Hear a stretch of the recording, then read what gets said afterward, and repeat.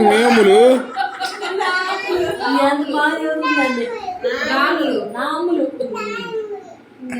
నియములు మూతి మా అమ్మాయి వచ్చి రాని మాటలే బాగుంటాయి వినాలనిపించింది.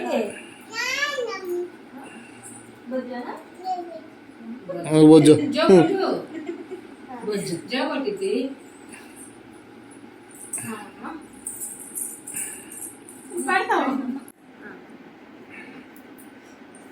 అమ్ములు అని పిలు.